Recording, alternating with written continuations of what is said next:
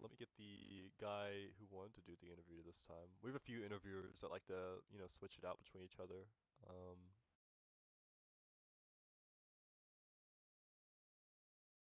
Just excuse me. Just been hanging out, hanging out. All I do is work, train, and sit at home, and then every now and Mhm. again I get hit up to be a part of something like Fish Tank. So it's I'm not really I'm Sick. not really an exciting guy outside of that.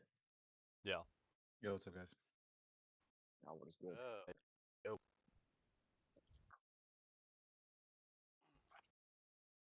I used to train. I used to Willie, do we're gonna be doing a taekwondo. call interview this time. Did you? What? A call interview. Instead of a video. Because Discord's been really buggy recently. Yes. Yeah, you're kind of. Yeah. Can everybody hear me fine? Yeah, you sound Yeah, like I an guess. angel. Oh, perfect.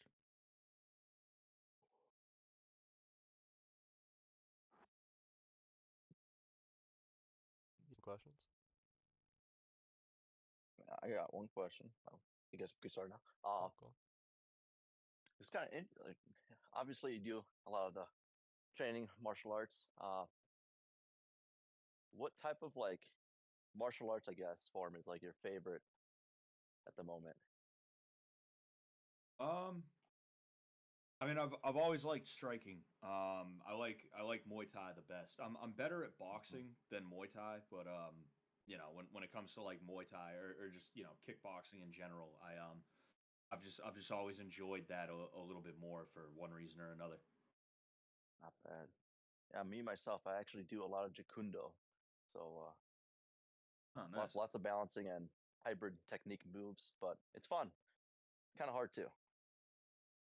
Oh yeah, I'm sure. I'd do it if there was a place around here. It's just for one thing, there's no place around here, but then also I don't have the time to do it. So Yep. it's interesting though. And Muay Thai, do you guys ever do like stop kicks at all?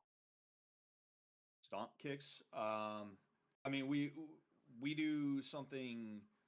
It's similar but not too similar. It's called a teep.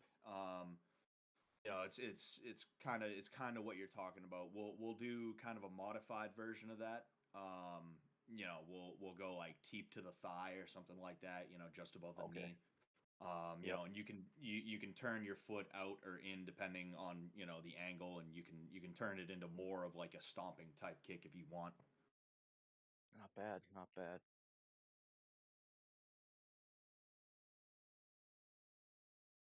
Let's see if we can get some more individuals in here because at the same time you're here. Eating up Lexi right Yeah. now. Yeah. At the same time you're here, Lexi's in the other VC. And they're just all over her apparently We right could now. just Still. we could Yeah. just shoot. We could just shoot the I'm not breeze. I'm not pretty enough. How'd you meet Sam? How do you know Sam? Yeah, that's a good idea. So it was 2021. I tried out for BKFC, which is Bare Knuckle Fighting Championships. I went to the one tryout that had like 100 dudes there. Like all the other tryouts were like 20 dudes tops. So like there was no way I was gonna get noticed there, other than maybe like, oh, there's a ginger here. All right, moving on. But just because you don't get picked at a tryout doesn't mean you're not going to get on a card. I wanted to impress myself upon the matchmaker, so I wrote like a small little like message, and then I was like, okay, I want to make sure this doesn't look stupid. So I hit up Sam because I had watched a lot of his content, and I was like, he can tell me if this sounds stupid, and he told me it was good. I sent it to the guy, and I got a positive response. I didn't end up on a card though. There was a couple reasons for that, but I got a positive response at the very least. And that's kind of how he like. I wouldn't say he got to know me that way, obviously, but like I was at least someone who was in his DMs that he knew he could answer, and I wouldn't be like a weirdo. Then he wanted to fight Hassan, and I want to fight Hassan, but I think he would have a better chance of that than me. Um, you know, Mister No Cloud over here, but when he was talking about that, I was like, oh shit, I can at least try and help him out, and I offered, and that's when we met up for the first time, and then the rest was history, I guess.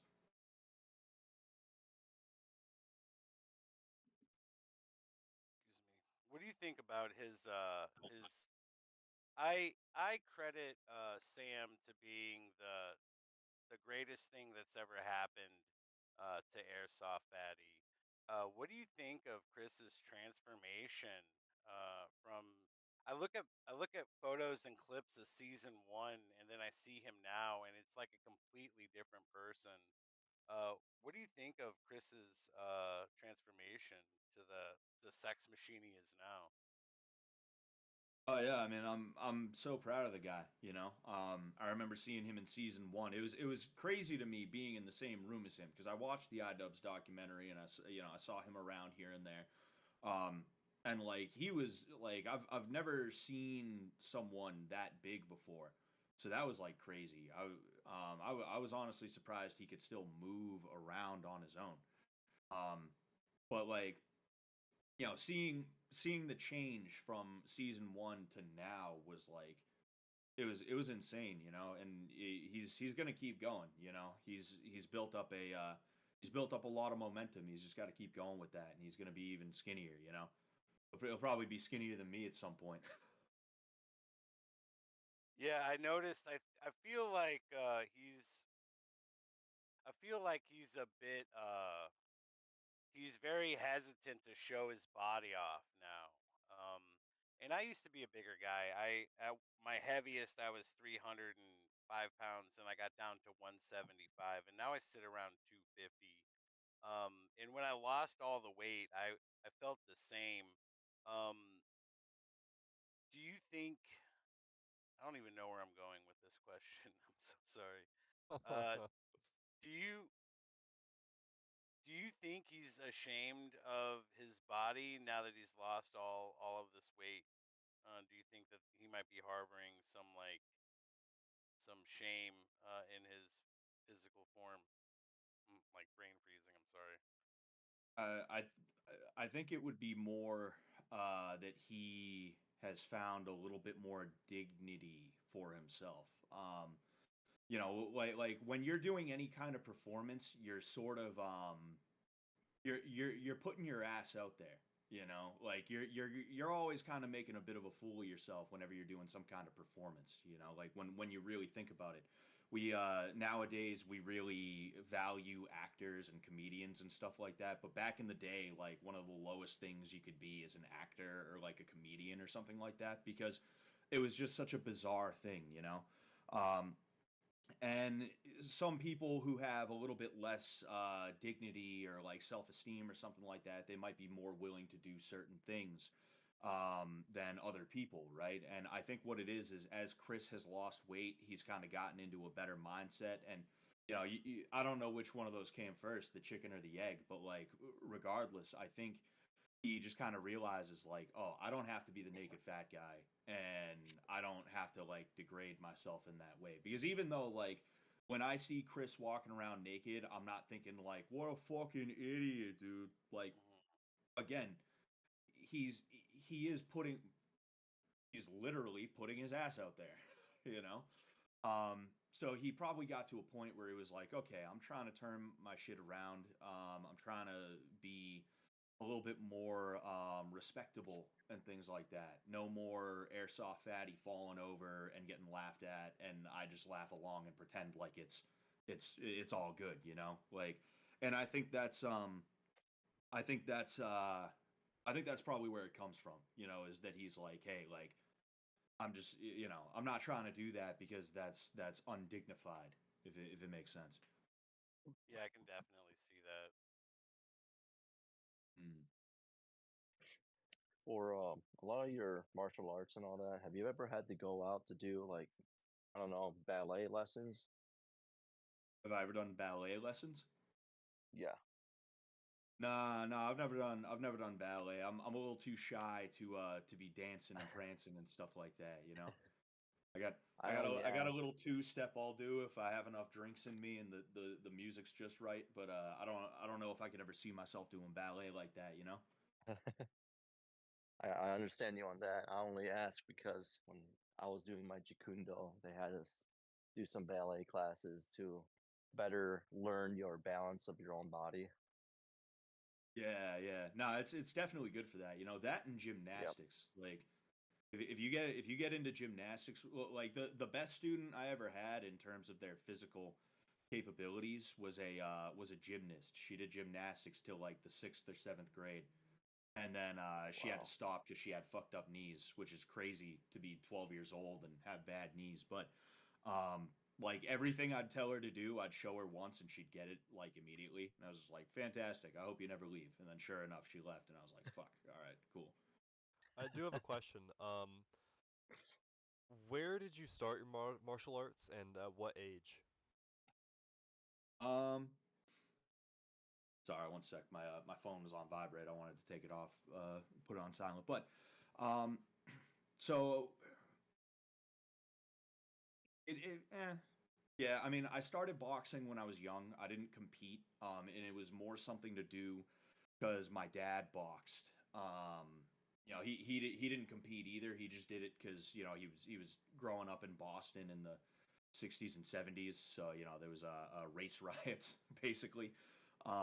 He wanted to protect himself, but um, like he taught me a little bit of basic boxing when I was real young, and I just took to it. You know, I loved the hell out of it, and because of that, in between sports, you know, I'd do like baseball and football or soccer or whatever. I might end up at a boxing gym for a couple of weeks. That's kind of how I got into boxing. Then grappling, it was wrestling. I was looking for a winter sport to do, and there was no way my Irish ass was gonna be good at basketball. So I was like, all right, fuck it. I'll go ahead and I'll do wrestling. You know, and it just kind of blossomed from there into what it is now. You know, those two seeds were planted, and you know, like I said, talking about how I met Sam. Here I am now. You know. Scott, first, I just want to congratulate you on your recent brown belt promotion. Because I Oh, know you thank were you, man. promoted recently. Yeah. At this point in your journey as a brown belt, like after purple, what do you think like is the thing that you've learned the most? What would you say? What separates yourself from purple now as a brown belt? And another side question to that is, I know on Fish Tank they usually have boxing matches. Have you ever convinced Sam to maybe try and do more of a grappling challenge among the contestants before? I think a lot of the people who train jiu-jitsu now, especially now that it's getting so popular, would maybe want to see something like that. Um, yeah, when it comes to brown versus purple, like one of the things that was crazy is that like I want to say a little bit before I got my brown belt, something just clicked, and all of a sudden everything just made sense. You know, like I could you could put me in a spot and I could now tell you like, oh yeah, you have this here and that there and this there. Oh, and if you do this, there's that, right? So like it was just it was just funny to me. You know, that doesn't exactly answer your question, but it was just like when I noticed that, I was like, oh fuck, what the hell is this? It felt like that movie Limitless. It felt like I took that pill that Bradley Cooper takes, and now he just like knows everything, you know. Which like I don't know everything. I'm just saying like you know it was crazy the aha moment that I had just before I got my brown belt, and I think that probably happens with more people than just me, you know. Absolutely. When it comes to you know to actually answer your question in a bit more of a direct manner, when I was a purple belt, I wanted to do all these like cool moves and stuff like that. Now I'm just like, yo, let's just do fundamentals, dude. You know, like don't get me wrong, like I am a fight nerd, and I like to know as much about stuff as I can know. But like I'm realizing that there's a certain way that I'm gonna grapple, and I can't grapple like somebody else does. Even if I lose tons of weight, like I'm still not gonna be able to do certain things other people can do. Um, so like as much as it might be nice to know five different X guard sweeps, I'm probably not going to do X guard. So why don't I not focus on that and instead focus on like some other aspect of the game and make it, you know, fundamental, like I said. Um, you know, really just trying to solidify what my game is, and then you know pass that on to people that I teach. Um, and then regarding the fish tank question, Yeah, we actually did a bit of a grappling challenge in season 2. It was swamp wrestling, and it was weird, you know. Like I think it was something that like Sam and Jet thought up on the fly, and they were just like, "Hey, let's see if this works." But basically, I had to hold each contestant down for like I think it was like 10 seconds or something like that. And actually, now that I think of it, it might not even have just been me. I took part in it, but I think everybody kind of went with everybody. I remember Shinji rolling with Sam. I actually rolled with Sam a little bit. It was a pretty good roll. He ended up catching me in a Kimura. I left it out there thinking, nah, I'm fine, and then he caught it, and I was like, oh, I'm not fine. Fuck. Um, but yeah, that's on my YouTube channel if you want to check that out. Scott Sullivan MMA. I forget what it's called, but it was earlier in the year. Sorry about the Yeah, you leave your long-winded elbow answer out, there. man. Yeah, look at that You're all Kimura. good. There was a question in the side chat. Let me figure out what it was again. It was when Sim fights or spars, how's his head and hip movements? His head and his hip movements, you said? Yes. Um, you see, Sam is big and wide, and he's also not as young as a lot of people are when they train boxing and stuff like that. You know, by the time people reach Sam's age, usually they're like, nah, I think I'm gonna just coach. You know, like the fact that Sam still trains the way he does is really cool. But it makes it tough for him to use a ton of head movement. Plus, he's a taller guy in the first place. Like tall guy head movement is different from short guy head movement. Um, his hip movement is pretty good. But again, he's the way he moves is a little bit different from other people. So, what he can't really get away with in terms of like certain movements, he'll usually have something else that he can default to that'll help him out. Like if he throws like a cross, right? You may notice if you see he and I spar, he'll throw a cross, and if I slip it and I throw a hook, instead of having to pull his arm all the way back and like answer the phone to catch the hook, he'll raise his right arm up. He'll leave it out there and he'll raise it up, and I'll end up hitting him on like the elbow or like the shoulder. So it's I'm kind of not answering the question while trying to answer the question, because it's like I see. I how see. how yeah, like how do you say like, oh, it's good or bad when he's so different from the average person? Like, yeah, compared to the average Yeah. person who's 5'8" to 6 feet, 155 to 170 pounds. Yeah, he's probably not that good, but I wouldn't want to get hit by him. you know Yeah. That's fair enough. Which one was the other one? It was which fighting style do you personally think is the best in your opinion?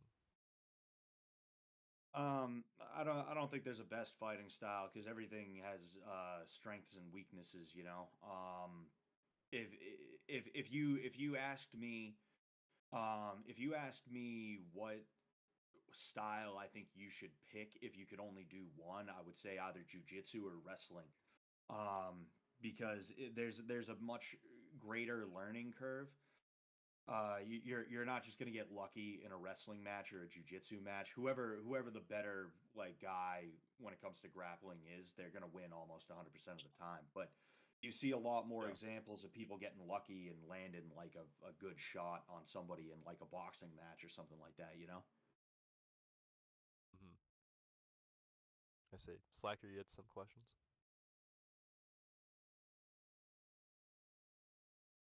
Let me just take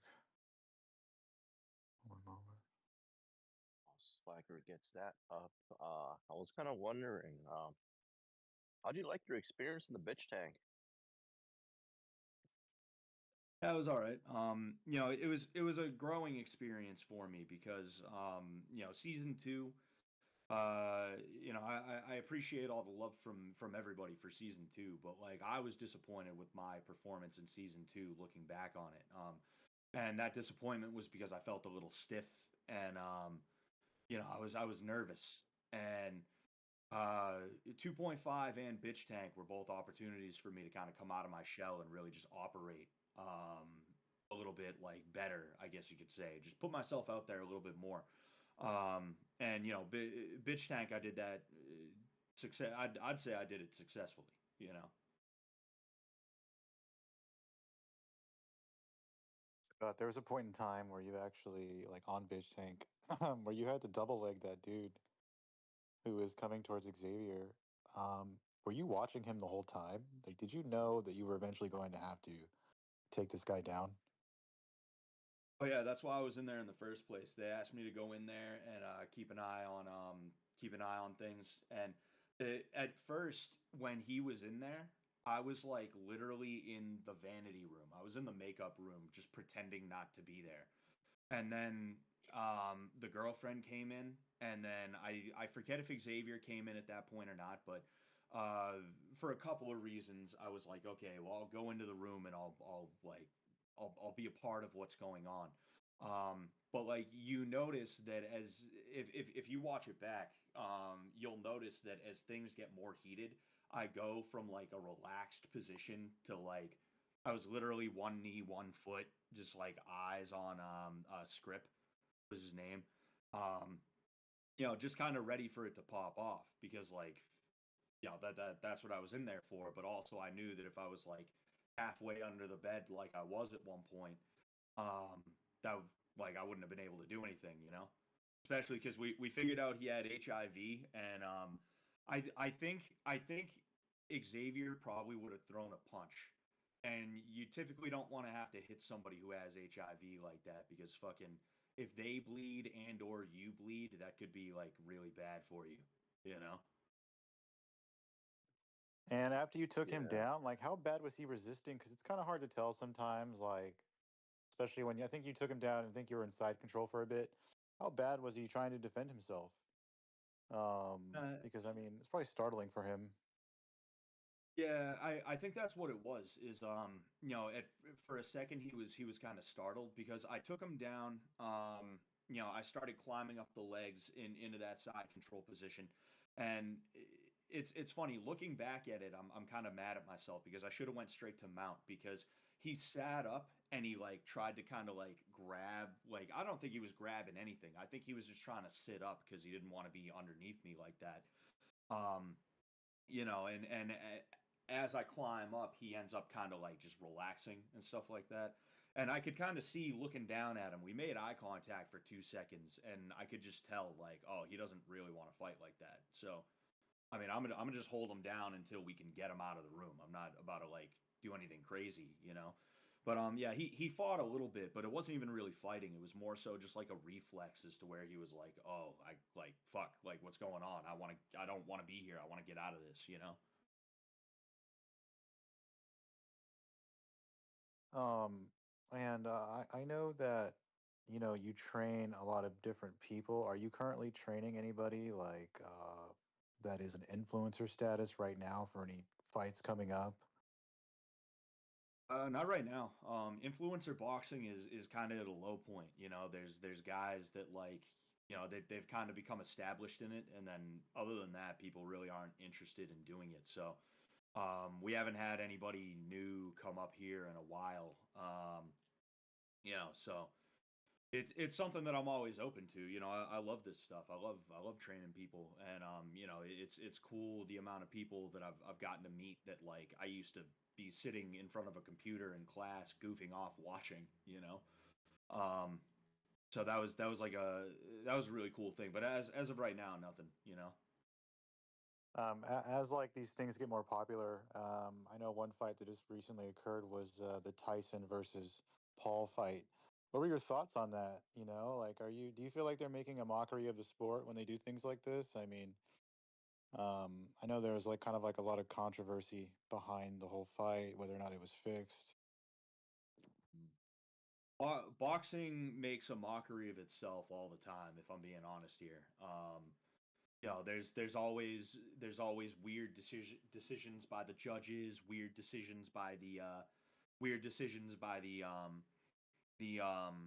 referees. You know, dudes are always trying to have easy fights and stuff like that. MMA is kind of starting to follow suit as well. It really sucks. So like when it comes down to it, like I don't want to say they're making a mockery. I think they're just kind of doing what they're doing, and they're doing it pretty well. I mean the biggest star in boxing right now, despite what a lot of boxing guys would want to believe, is Jake Paul. Like nobody cares about anybody else. There's some guys that it's like okay, they're well known, but like if I'm being honest here, people don't care about Canelo that much. He's just the best of this generation, along with a few other guys, and that doesn't mean that he's as prolific as some of the times past. So long story short, nah, I think what they're doing is okay. I do think that the Jake Paul Tyson fight was probably not a fix, but they probably had an agreement of some kind, whether spoken or unspoken, where they were like, "Hey, let's get in there and just make this money." Nobody's got to go home with a concussion. I think a lot of people kind of underestimate Paul's boxing. Would you say that he's a legit, boxer? I mean, a lot of people they're kind of saying like, okay, yeah, Tyson was maybe holding back. Personally, I thought that Tyson probably didn't have a chance for a variety of reasons. Would you agree that, you know, Tyson would in fact not be able to beat Jake Paul, even if it wasn't a kind of exhibition match like this? Um, I mean, they say power's the last thing to go, and all Tyson would have to do is land on Jake, and I think it could have serious consequences. Jake Paul is a boxer. He was a boxer the second he stepped into the ring the first time, right? Because I mean, what is a boxer? Well, it's someone who partakes in a boxing match. Um, it doesn't mean you just have to have one boxing match and then you can call yourself a boxer. Like it means something. I'm just saying. Um, but like Jake is not as good as he probably should be right now. If I'm being honest with you, he's been at this for what, like 5, maybe 6 years now. And he has the time, the energy, and most importantly, the money as to where he can afford some of the best trainers and he can train like all day if he wants to. So the fact that he still looks a little bit weird in there is like that's not a good thing. I don't know what his deal is, but it's yeah, he's a boxer. He's just not a very good one, if we're just being honest. And Scott, we know that you have a gym of your own and you have students of your own.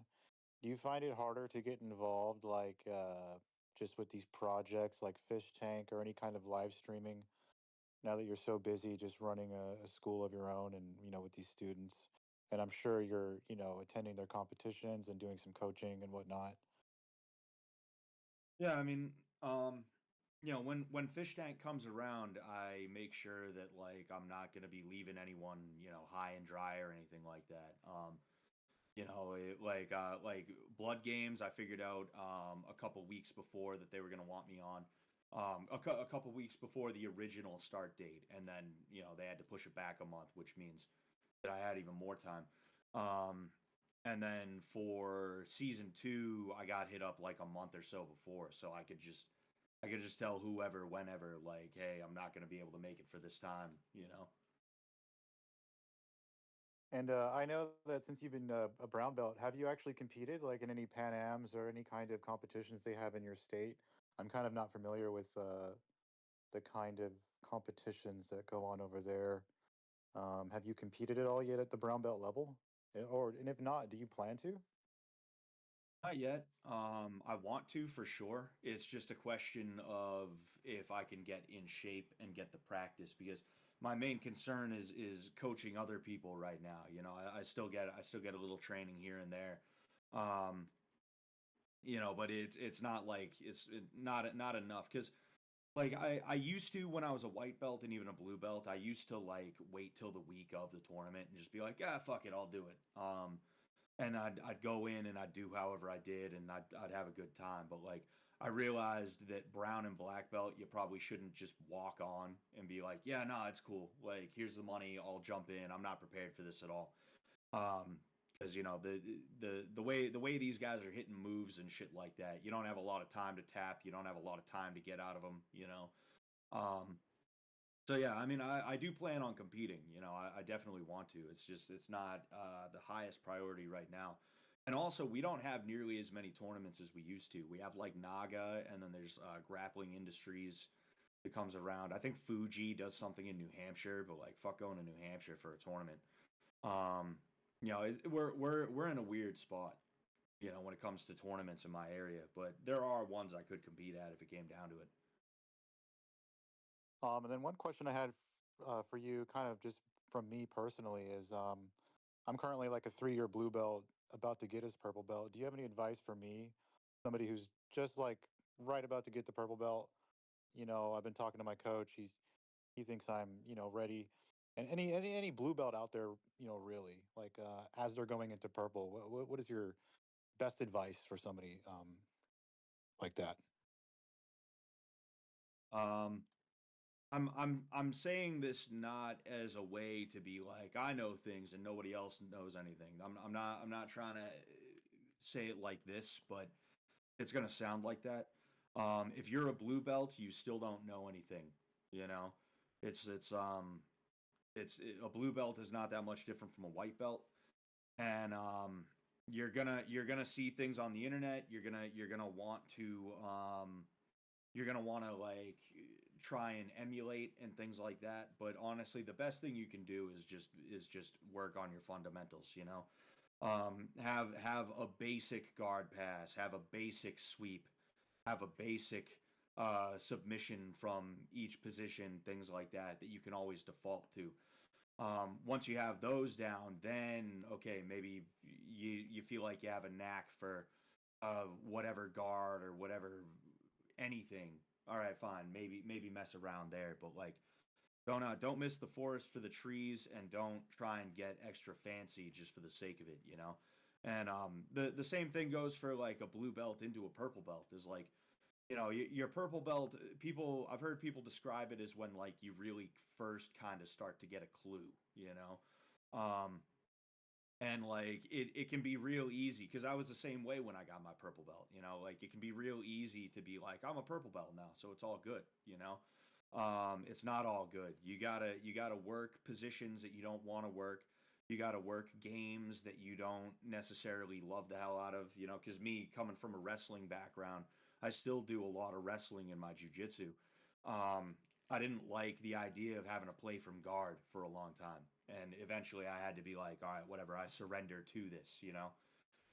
Just surrender to the things that you don't necessarily love the hell out of, if they are, um, excuse me, if they are completely necessary for your development. Absolutely. Um, Before we move this to the other room, so like Scott, how this works is like we'll usually like have a more closed off interview in a room like this, and then we'll transfer it to another room where everybody has kind of the permissions to speak. But before we do Hmm. that, did any other interviewers want to ask Scott a question? Let me make double check in the side chat because I knew there's a lot of questions going on. Oh, let's see. Were most of these asked in side chat?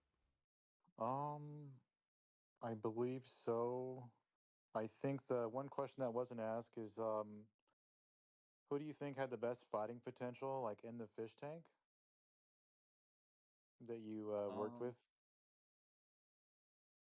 um, I don't know. Vance Vance took direction extremely well. Um, like season one was the only season that didn't have some kind of like fist fight on it. It's funny. I think it was because we were kind of trying to figure out what we could get away with. But like just the way that kind of the way I was describing the gymnast chick that I trained years ago. Um, like I'd tell him, hey, bring your hands up a little higher. He'd do it and he'd keep them there. I wouldn't have to be like, oh, you're dropping your hands again. I'd show him how to throw a cross, and he'd just be able to copy it. Um, I think he is probably good. I want to believe he doesn't have aggression problems, right? I want to believe he doesn't have aggression problems, as to where like I could teach him the stuff and then he would just be able to do it and really try and hurt somebody if he had to. I forget if he boxed. I think he boxed Greg, but they weren't trying to kill each other. I think that's what happened. But um, yeah. So overall, I think probably Vance. You know, I was the most impressed by his ability to just get it. You know. I got a question. Are you from Providence? No, I'm from Massachusetts. I was Oh, okay. I'm like 45 minutes south of there. Oh, I dated a chick from Providence, and she was fucking crazy, homie. Yeah. Yeah. What an It's interview question. That's a good question. Well, I just want to know if you ever went to the strip club Okay, she used okay. to work at. Yeah, No, I'm not really a strip club guy. strip club kind of guy. Nice, nice. What It's fair enough. I think this question might have been asked. What was the big beef between you and Letty, and like, what was that all about? Letty's a bit. No, I'm kidding. I'm kidding. I mean, I think it was multiple things, right? I try not to talk about conversations that I have with people and stuff like that too Mm, much, but it was one night with the bitch tank. I was fucking drunk as shit. You know, there was a few times I went in there and I got shitted. That was my way of trying to kind of get a little bit more loose and maybe just see what happens. You know, it happened with 2.5 as well. Nights where it was like, this is a slow night, fuck it, just drink. Um, but anyway, veering off into another subject. I walk out there and I'm like, Letty, we gotta squash the beef, bro. We gotta, dude. And Jet, I remember Jet's like, yeah, yeah, you guys, go outside, talk to each other for a little while. So we go out there. This is like probably one of the few things that I remember from the night. For one thing, she didn't say this, but I have a feeling it had to do with how hard I was on her when it comes to like 2.5. I don't remember her saying that specifically. But the thing that she did say was she was upset that I was hitting on a lot of the girls. And when it came to hitting on the girls, that was a bit that was all the way back from season one. That's why me and Sylvia were joking about like being boyfriend and girlfriend and shit like that. And I was put up mm, to that behavior by Jet, Ben, and Sam. And I even was hitting on Letty at one point too, but I got a better reaction from Sylvia, so I focused in on her.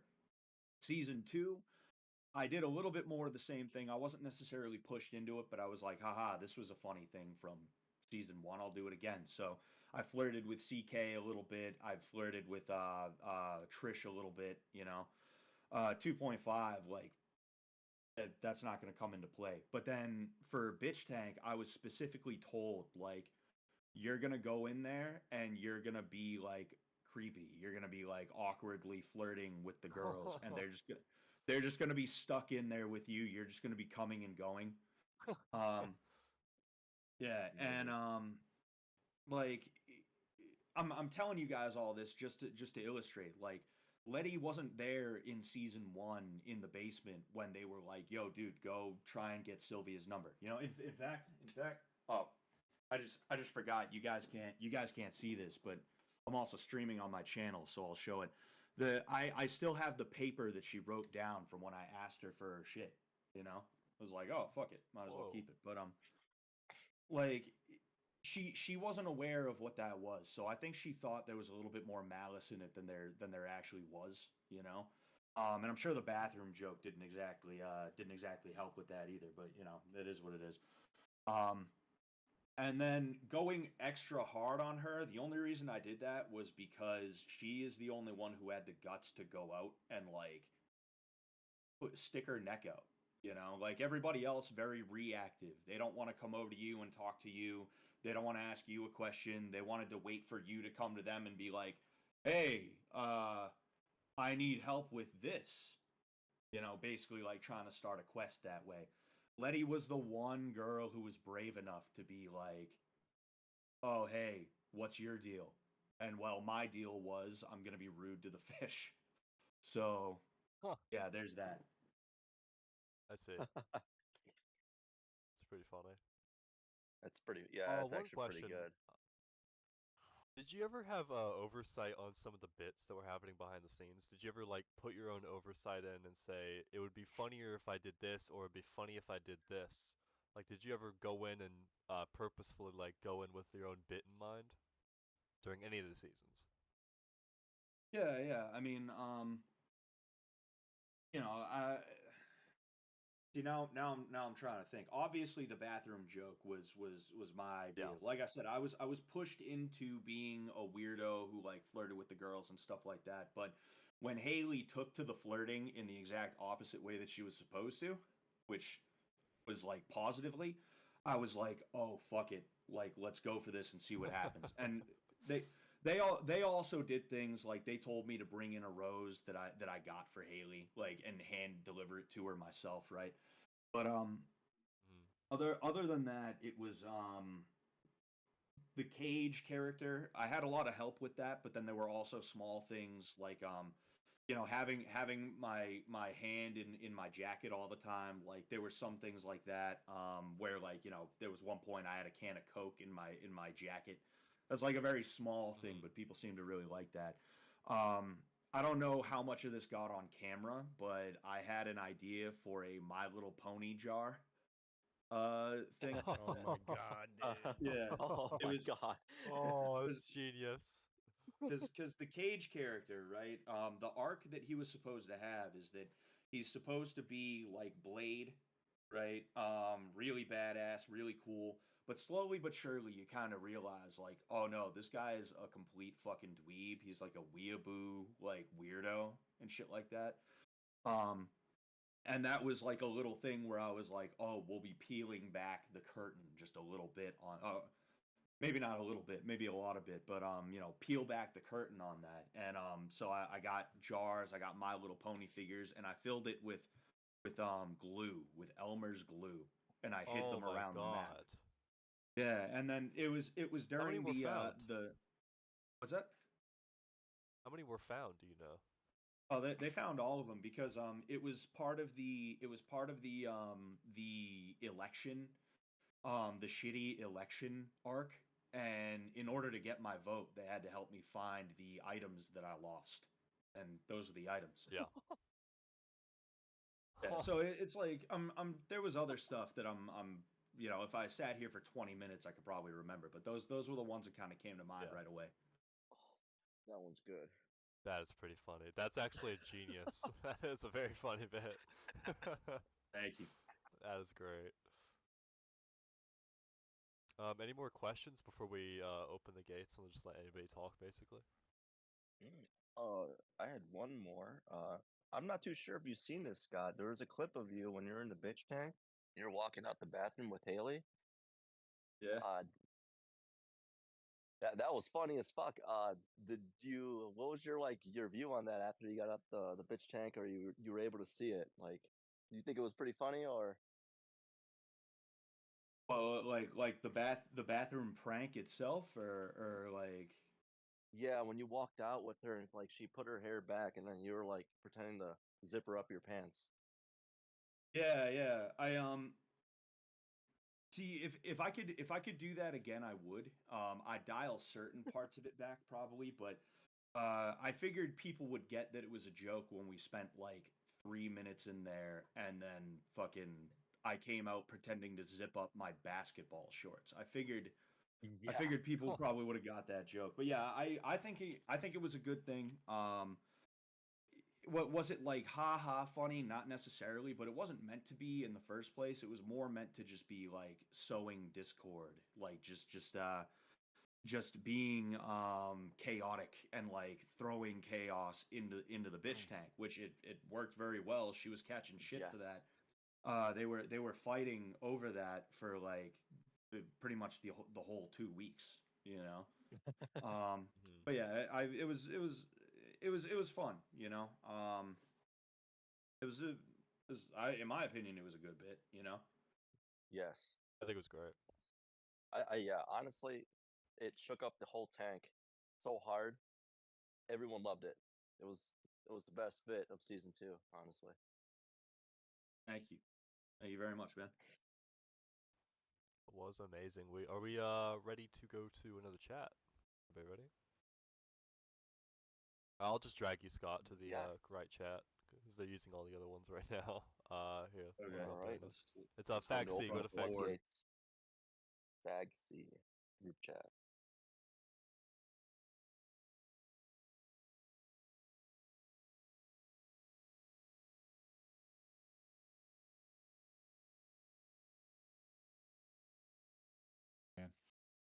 Yeah.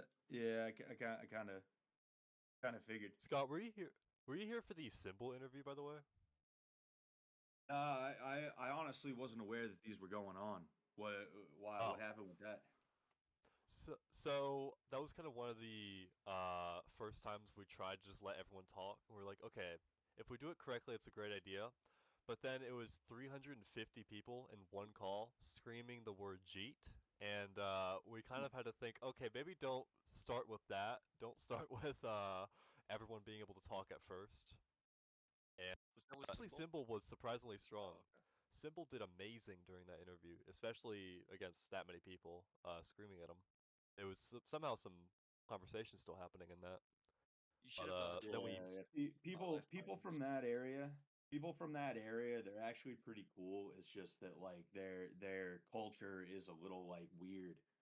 So like every now and again that clashes. But like I've known a few Packies, I've known a few Indians and shit like that, and they're usually cool people. They're just like every now and again you just want to strangle them because they don't realize that like you don't talk to people like that out here, you know? Yeah. Well, this is already asked, but what would you have done if during season 3 there was kind of the same sparring session thing that was happening during season 1 and 2? Who would you have liked to focus on the most, and questions like that? I don't know who I'd like to focus on the most, honestly, because like it's kind of tough because like I don't know how someone's gonna be until I work with them, you know. I figured Alexis probably would have really liked some kind of some kind of boxing or kickboxing. Excuse me, I'm burping up my dinner right now.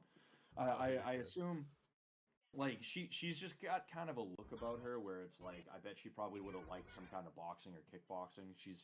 She seems like a cardio kickboxing milf, if that makes sense. Other than that, I know LaRon probably had some kind of boxing at some point because just the way he moved, the way he held his hands during that exercise with Sensei Alex, as I call him, with Master Alex B. It seemed a little calculated, like he had a little bit of training. Maybe Connor would have liked some as well. I'm not too sure though, because like pro wrestlers, they can either take to it or not take to it. It really depends. I guess overall I would have had to get in there to figure it all out, but I feel like maybe they would have appreciated it and they would have really wanted to put the work in. Yeah, that's fair. Oh yeah. Anybody have any questions? That I think Question. See that What do you think is a man named Fuckface is talking. I think it's something in the background. It sounds like Fuckface, TV go ahead. program or something. Put him in there. Who do you think is like the worst fighter? Because I asked about the best fighter. Who do you think was the worst? Who do I think is the worst fighter? Definitely Bert.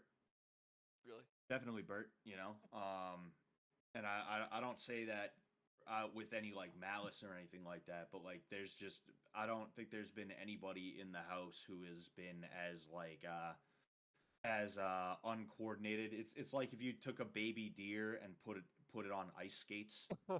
You know, is kind of the way he moves. I know Joe. I'm not saying Letty could beat his ass. I'm saying I know Joe think Letty probably would have been like better if I was like, hey, you're doing boxing today, whether you like it or not. You know. Yeah, definitely Bert. Definitely Bert. Especially for his size, his muscle mass, be them fake implants or not. That is odd. That is very odd how he fought, especially against Symbol and in the boxing matches. Yeah, the thing about the world that he is a part of is form beats function in a lot of cases. Literally just like nobody's gonna question if his muscles are real or fake, and even if they know they're fake, they're like, well, he looks okay. So they're as long as the dick works, they're usually like, no, it's fine. Yeah. Do you think those were fake muscles, by the way? They were implants? I'm not sure. I haven't gotten a good look at them. Every now and again, I would see them, and I'd be like, "Huh, that's a little weird." Like, I don't think muscles are supposed to look that way. Specifically, depending on when and how he bends his arms, there's like kind of a moment where I'm like, "Huh," but um, I they look weird sometimes for sure. Mm-hmm. I see.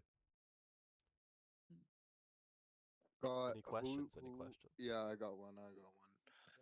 Who from the past seasons do you think would have been good on this season? Like, there's always people saying, "Oh, bring so and so in, bring so and so in." You know what I mean? Who do you think would have been good on this one, or who did you want to see? Um, hmm. It would have been funny to see Damiel again. This time working with Ooh. this time working with people who are not like internet weirdos and shit like that. Because Damiel is like he's obviously very attuned to the internet, but he's also the type of dude that if you saw him, you would never assume that. So it would have been funny to see him as a plant again. Um, who else? Who else? Who else? You see, that's a good question because I hadn't thought about that until you asked it. So now I'm like, who would? Um, it would have been funny to see Cole in with all the normies and shit like that because kind of similar to Damiel's internet shit. Although Damiel would be like a straight up plant. It'd be funny to see Cole try and like communicate with the normies and shit like that. You know. Yeah. Especially Bert, dude. Bert and Cole in a room together would be fucking insane. Ooh. Man. Yo, what's up, Proton? What's up? Oh, Scott, another one. You've probably been asked this. I think you were asked on stream once. I think a while back. What was your thoughts on Cole leaving and the story behind that, if you can say anything? The show when he was eliminated. I mean, I really don't know why Cole left or was eliminated. I mean, like there's some obvious things. Like I never walked in and was like, what happened with Cole? I do know that when it comes down to it, Cole is a very specific kind of person. I don't think he's a bad guy. I wish nothing but the best for him, and I hope he's doing well now. But he's a very specific kind of person, and that limits his ability to actually tolerate like people, and it limits his likability. Um, and because of that, when something doesn't go the way that he wants it to, or if there's a situation where he's not completely comfortable, instead of just like either putting up with it until he can get out, or just like handling it in a tasteful way, his thing is going to be to throw a tantrum. That's just kind of what he does. Um, again, like I wish nothing but the best for the guy, but I'm just calling it as like I see it. And I think he was just uncomfortable with the whole martial arts thing. I think he as a lifter is like, why do I need to learn how to fight? I can just be jacked. He literally asked me if we would do any lifting, and just to kind of mess with him, I was like, nah, lifting's gay. You know. Um, so like he was, to be fair, he was forced into a body shots fight with what's his face, Jimmy.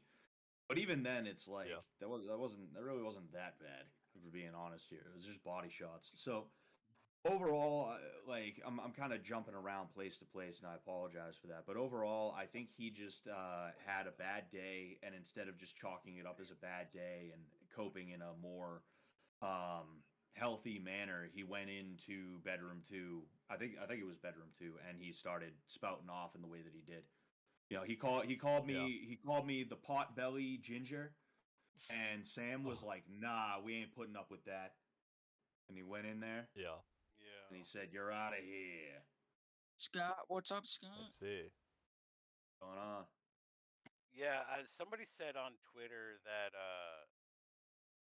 that when you and Jimmy were sparring, that Jimmy fights like a Dark Souls boss, or swings like a Dark Souls boss. Did you ever see that comment? I did, and honestly, yeah, because he's got the winding like low right hook, like it's He yeah. fights like a punch out character, basically. Yeah, Mhm.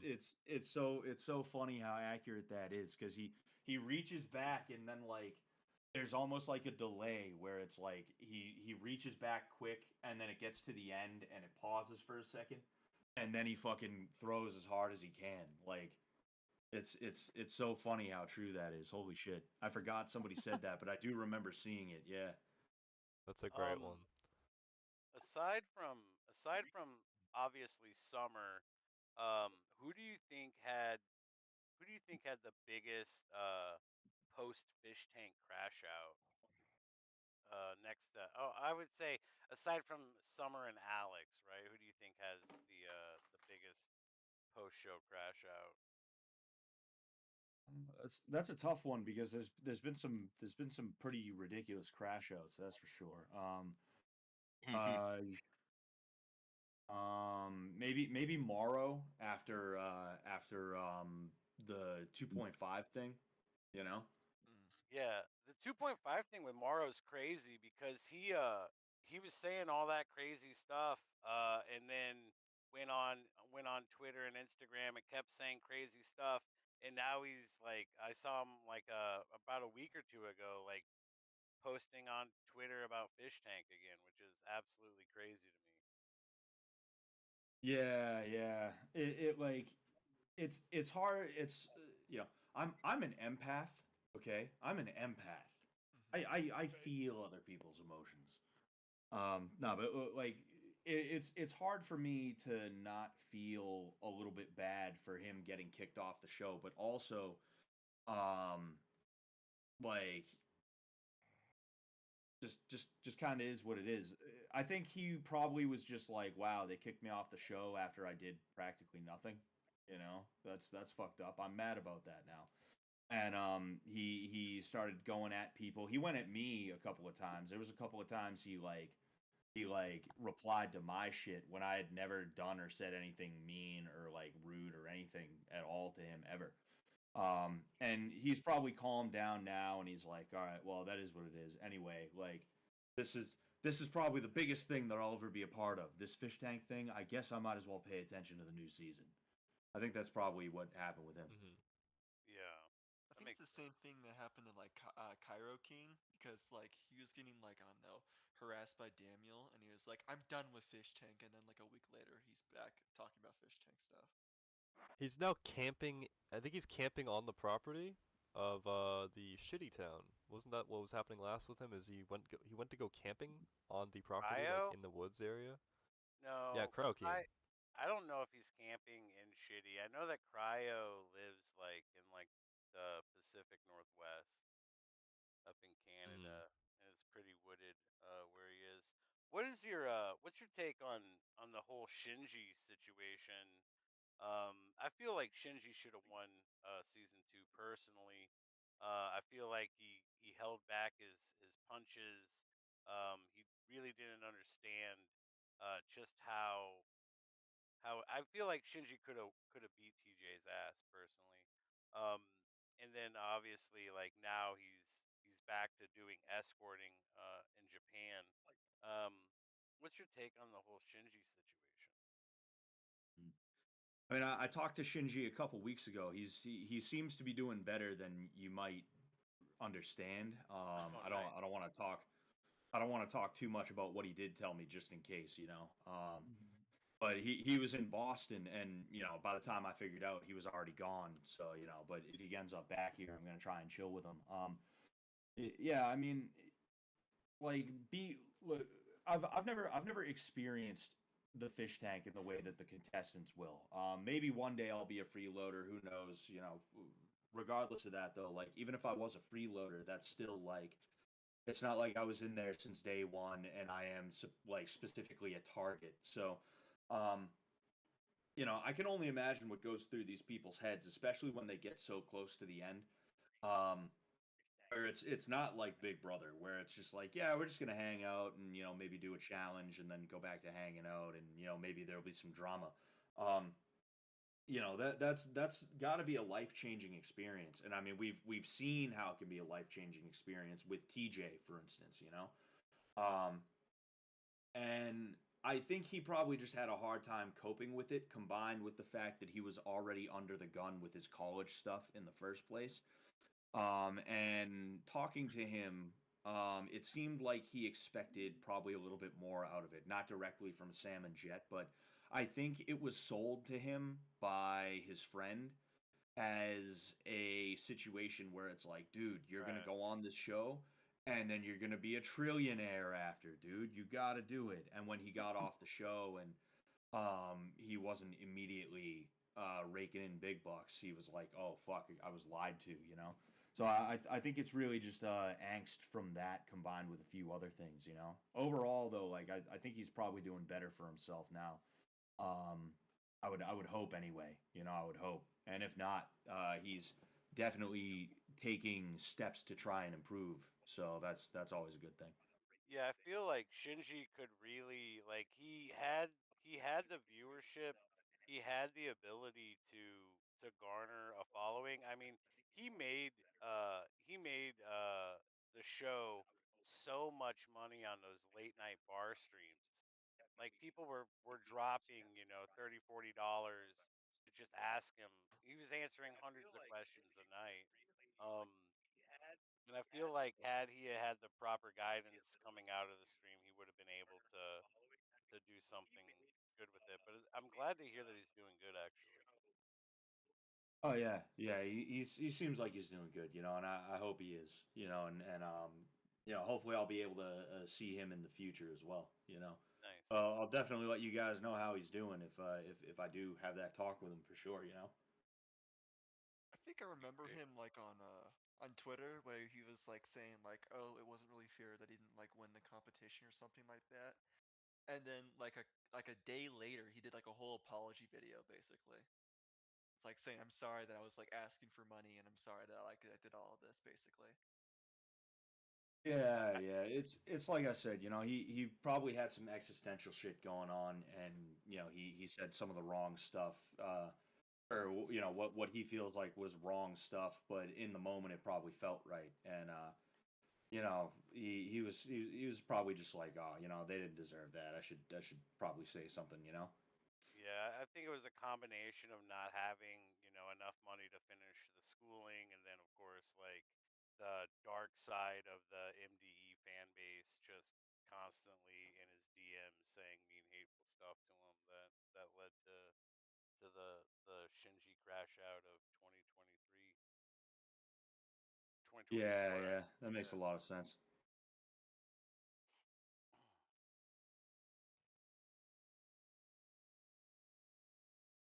Any more questions? Questions, questions, questions?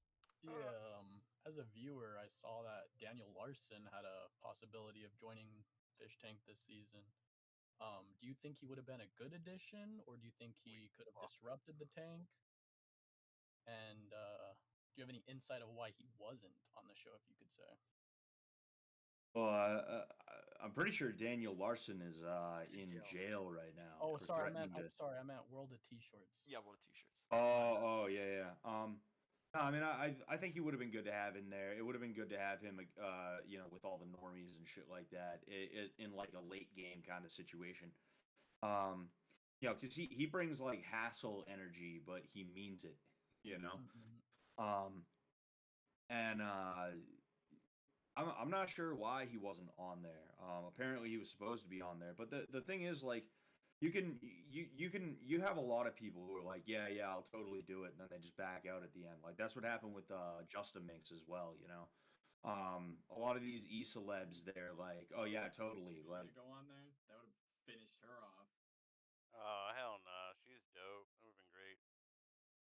Yeah, she was gonna be on there. We had it down to like we were gonna get her like the plane tickets and shit like that, and she just kept demanding more out of us. And I think it was a situation where it's like she asked us for something she didn't think we would provide, and then we did, and she's like, "Oh, okay, I guess I have to now." But wait, I also need this, and then we're like, "Okay, yeah, sure." And then she's like, "Oh, well, I also need that." Like just trying to ratchet up her demands. Um, What were some of the until they things that became she was impossible. demanding, if you don't mind me asking, or if you can say?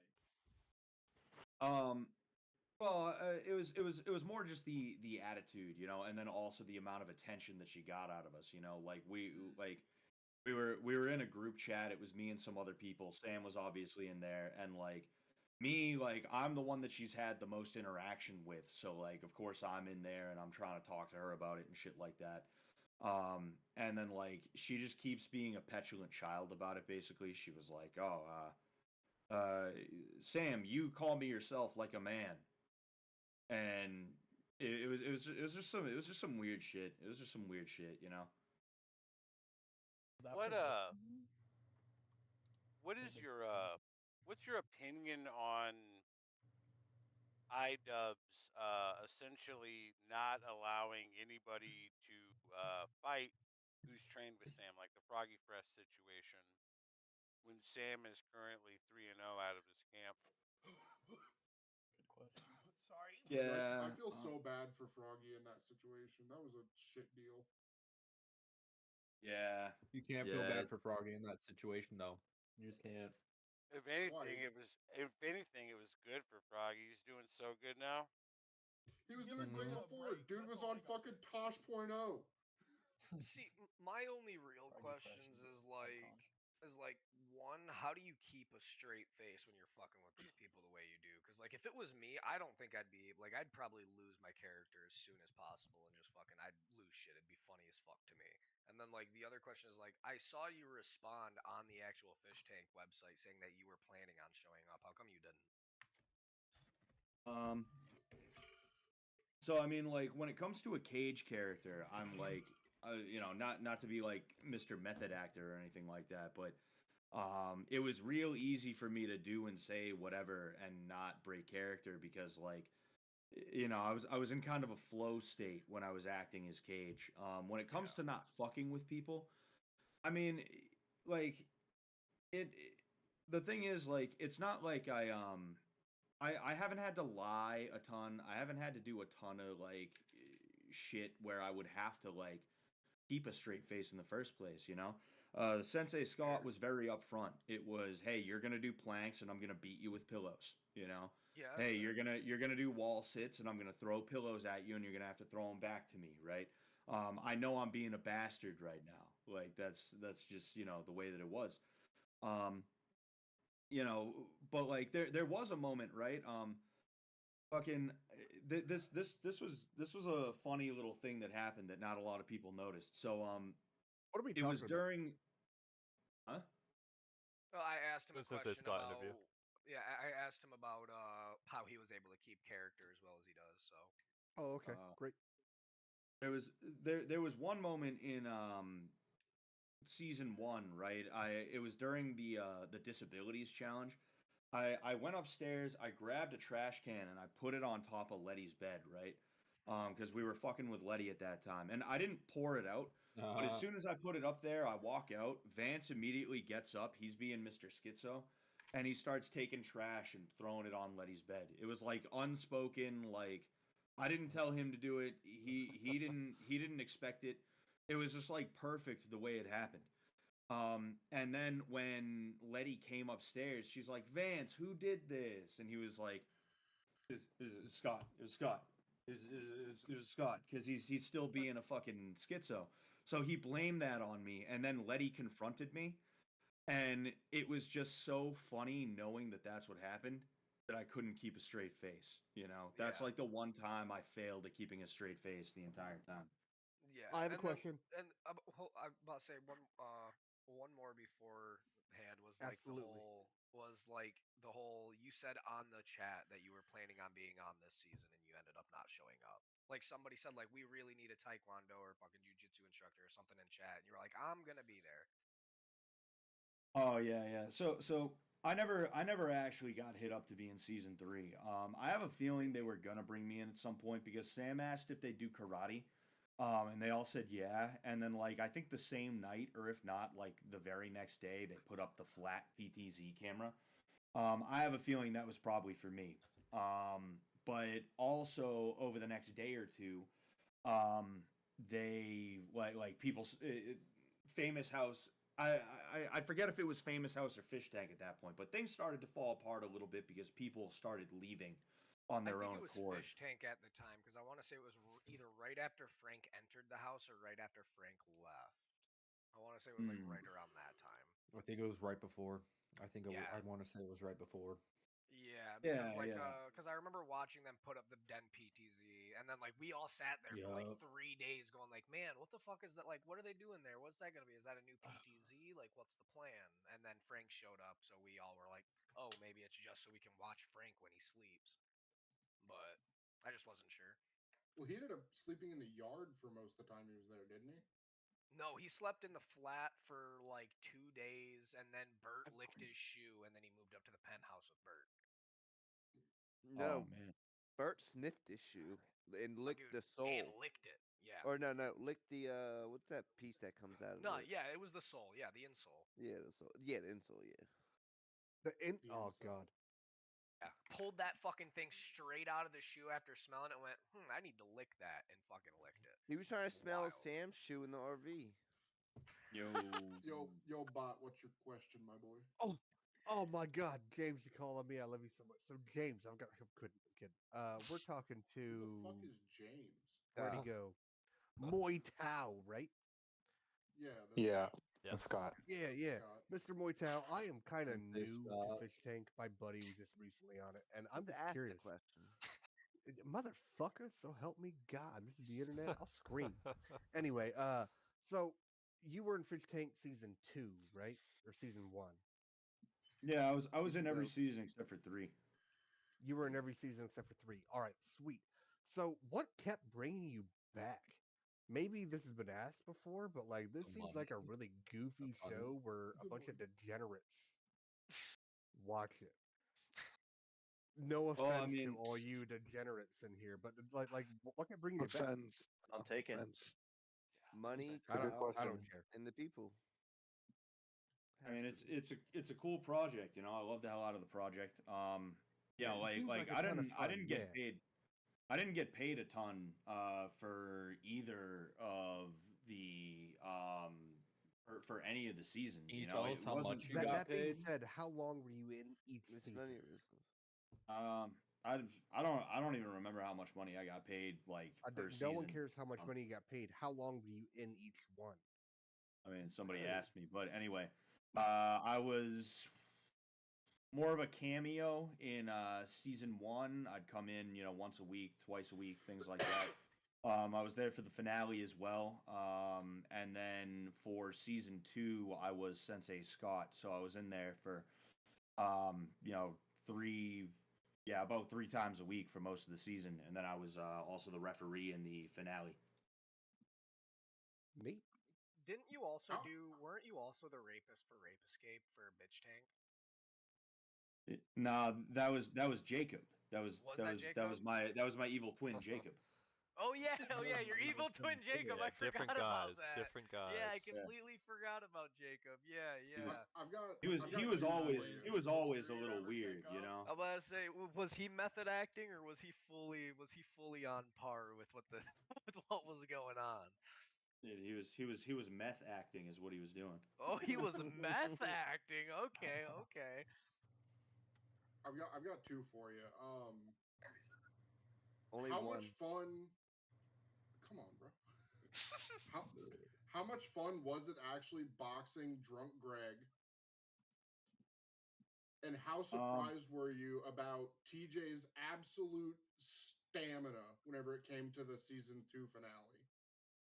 He didn't smoke, so he went up against a smoker. Nah, he turned into a smoker midway through that season. He was smoking cigarettes. No, he didn't. He didn't smoke at all. Yeah, he did. He would take like 2 or 3 puffs off of them. He was And smoking he was doing cigarettes, bro. so many. Well, he definitely smoked when he was drunk. But yeah, those are my two. I was They surprised when also you buy told the TJ's contestants stamina. that if you get donated cigarettes, you have to smoke. No, they said you gotta I light them know, and you're not. gaslighting you. I was but boxing Greg was fun, you know. You know, it was something. We were both a little in the bag, and Greg was like, "Hey, let's spar," and I was like, "Okay," and I started just going nice and easy, and then he's like, "No, but for real." I was like, "Oh, all right, okay," you know, and you know, I was going harder, obviously, but like I didn't really lock in until there was a point where I kind of got caught in the middle, right? Where like, you know, I was right in the pocket. Excuse me, I made a move and I didn't follow up on it, and because of that, I was a little exposed. And he actually he took the opportunity and he caught me. And after that, I just locked in immediately, and you know, that's when I started piecing them up. But like that was really fun. I was really proud of Greg there because he did really good. Um, Hell yeah. TJ's stamina, yeah, like you know, like a lot of it's mental at the end of the day, you know. Like fighting is physical, yeah, but it's also very mental as well, and it can be tough to get past the idea or that point where you're like, oh no, it's mind over matter. Um, you know, and TJ seems to he just seems to be such like a calm dude. Um, in terms of like just dealing with whatever's in front of him, that like I think it would just be like he gets hit and he's like, okay, I got hit, but I'm fine, moving on, you know. Um, and that's a really good mindset to have, you know. So I was pretty impressed with that, you know. That was really good. With TJ, it's like it's not mental; it's just mentally challenged. Yeah, yeah. Who would you say is your favorite fish, like out of all seasons that you've watched, participated in? Like if you had to choose one person to be like, yeah, that's the dude I fuck with more than literally anybody else, or woman, who would you put at the top of that list? That's tough. Man, that is really tough because I there's so many people that like I'll check in on and they'll check in on me and shit like that. Like just the other day, randomly, I'm at a restaurant with my wife and I get a text and I'm like, who the fuck is this? It's John, and he's like, hey Scott, just letting you know, I love the hell out of you, man. I haven't talked to him since Blood Games, and I'm just like, man, that was really cool. That's awesome. Yeah, I don't think I could pick. I don't think I could pick, honestly. There's too many people. But like John, Greg, Trish, you know, JC, um, you know, a bunch of them, you know. It's just too tough. You know, it's too tough for me to pick. Yeah, it's What if you had understandable to choose after such one? a long time. Yeah, I would say, what about one from each season? Like Man. instead of one of all seasons, you get one for each season that you were like interacting with them. Man. I don't know if you put a gun to my head, if you put a gun to my head, I guess I'd say probably and if it was only fish, if it wasn't freeloaders Hold too, out a gat. um, Fucking sticks at the camera. it was Answer it, Scott. I don't know if that was a round or the magazine, but It was a 9 mil oh, hollow all right, point. okay, all right. All right. Now I know I'm in trouble. You're scaring him. If you Captain had me Cop pick from Killers. just the fish, I'd say probably John, and for the second season, that's even tougher because I'm closer with the season 2 fish than I am the season 1 fish. You know, I was around them more. Yeah. Either TJ or Trish. That's fair. Oh, and yeah. also Sylvia from season 1. I'm breaking the rules here. We'll do one guy and one girl from each season. That's fair. That's fair. That's pretty fair. Mhm. And Season honestly, 2.5. And out of all of those choices, those are the good ones so far. Those are fair. Those are good choices. Yeah. Let's say, and then what about like blood games? And then when it came to like bitch tank and stuff, like this season is fucking. I mean, everybody already agrees Bert's top tier bitch, but Yeah, I mean, when it came to bitch tank, I like I said, I fuck with pretty much all of them. Uh, it'd be tough to pick between Kaylee and Haley. I don't know, I maybe it's really the liked Haley Haley. names. Yeah. You see, I liked Haley. like I really started feeling for Haley because she was really in there all alone, you know. Yeah. She had no friends at the end of that, and that I felt so bad for that, and I felt partially responsible for that, but also like, whatever. It's the bitch tank, but That and she got bullied a lot by the audience. Yeah. Oh yeah. Like She if brought that on anybody, herself so hard though. Yeah, but like if anybody got bullied the most during bitch tank, it was Haley. Like she got fucking. I'm surprised she didn't try to fucking hang herself from the top bunk. I mean, A good Haley and example is Shoddy, I feel like both got hate. After Haley won the bitch tank. I don't. This wasn't even in the cut. Like no one even saw it. But Sam whipped out his phone, joined the Discord. Or no, it was Blinky. Blinky joined the Discord and then turned on the camera and everything. Showed Haley, and everyone just started like she was like, "Oh yeah, this is the Haley Discord. Say hi." Everyone just started roasting her. I was fucked. That sucks, man. Yeah. Yeah, no, dude, that's got to be like watching her reaction to winning has got to be one of my favorite reactions to winning. Like her just instantly looking at Shoddy and be like, "Fuck you, fat bitch." That was so fucking peak, dude. I was like, okay, thank you, God.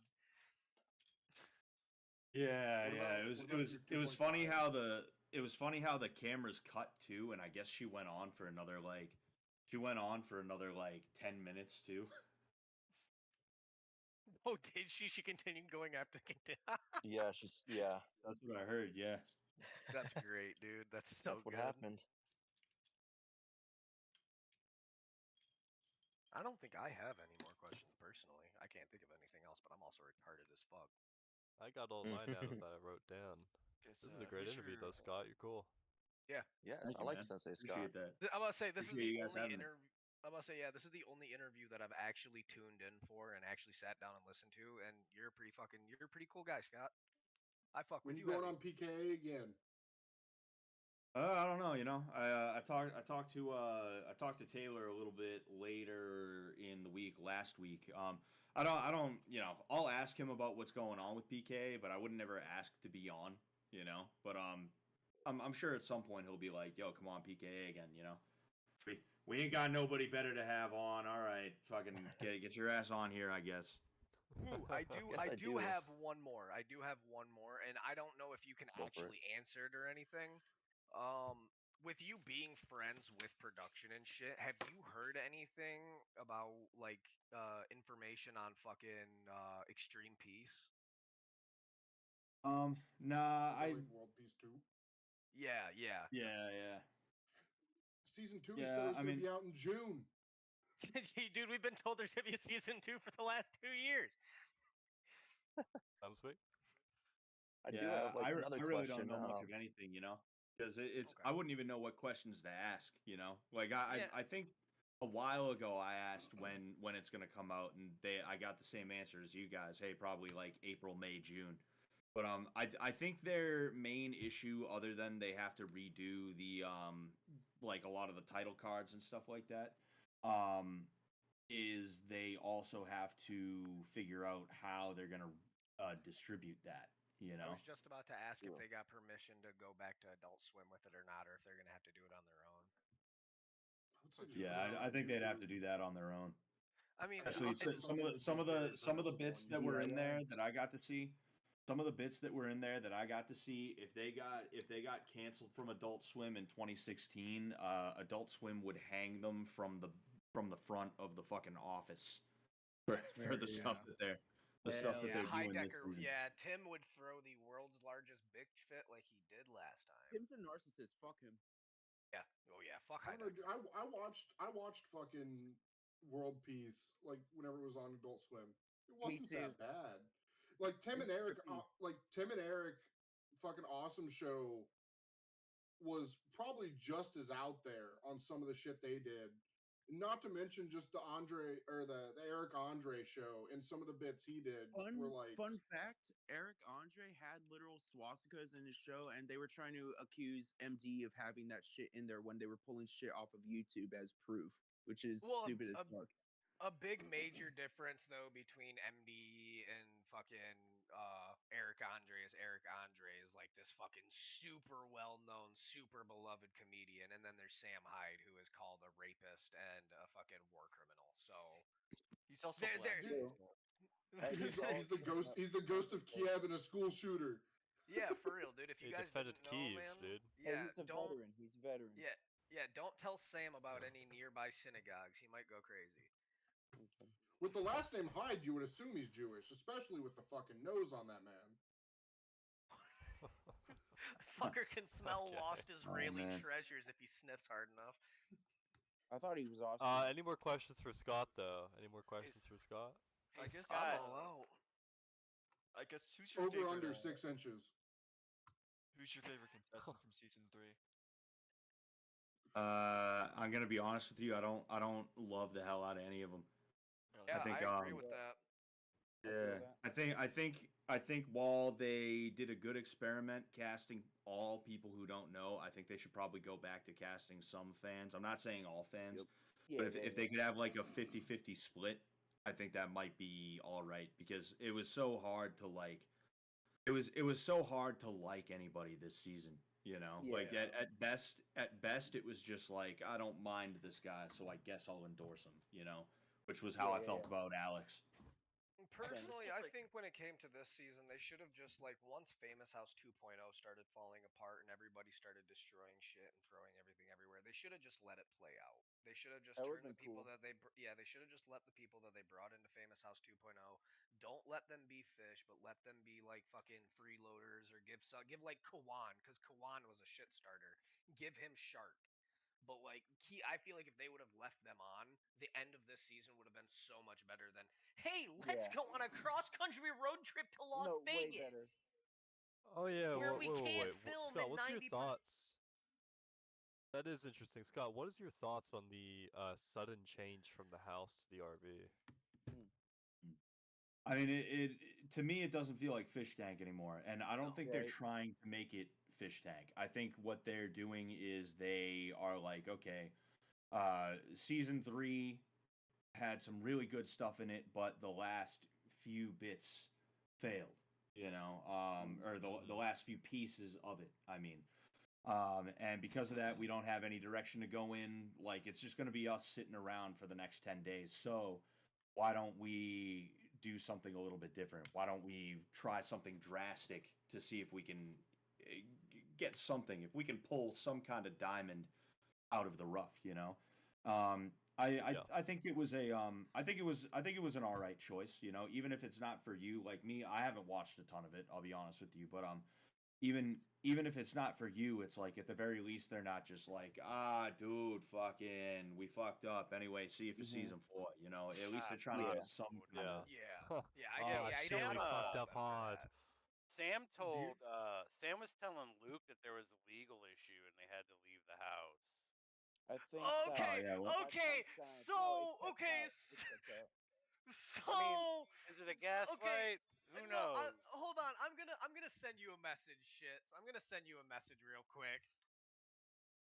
Do you feel like this season would have benefited from a house of a similar size of like season 2? So I feel like the house they have right now is just way too big for the end game of the show. I mean, I think season 2's house worked in a certain sense.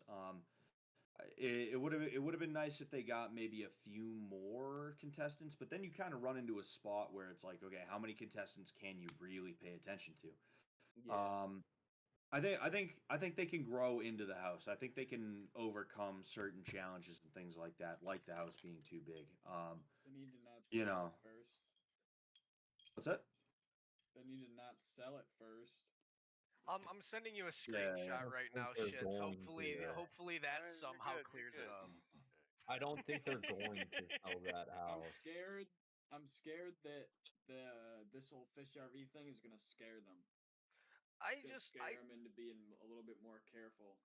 I don't think that they can a sell bad the way. house though, because like when we look, so we sat back and we looked at the like history of the house, like its purchase history, who sold it before, who listed it before, and from like 1992 to like 2016 or like 2019 or whenever they started purchasing the house, it was sitting up listed the entire time, constantly changing price, constantly dipping down lower, having to pay more money to keep it listed. So like.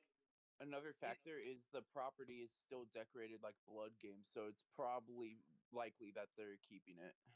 Oh yeah, good point. That's what I'm saying. I think they're gonna keep it. I don't think they're gonna sell. It's a fish tank manor, yeah. Are there any more questions for Scott before we end the interview? Scott, do you still have stickers on your merch store? Oh yeah, yeah. I'm pretty sure there's still stickers up there. I actually put something new up there Nice, recently I'll check it too. out. Cool, I'll check it out. Thanks. Yeah, no problem. Thank you. Oh yeah. If that is all questions, that is the end of the interview. This has been a great interview, Scott. Scott, what games you like playing, man? I've been playing a lot of AOE lately. I'll play AOM depending on like who I'm playing with. Other than that, I've been playing Oblivion, and I gotta get into Morrowind. I gotta start playing Morrowind at some point. You know. I just got in.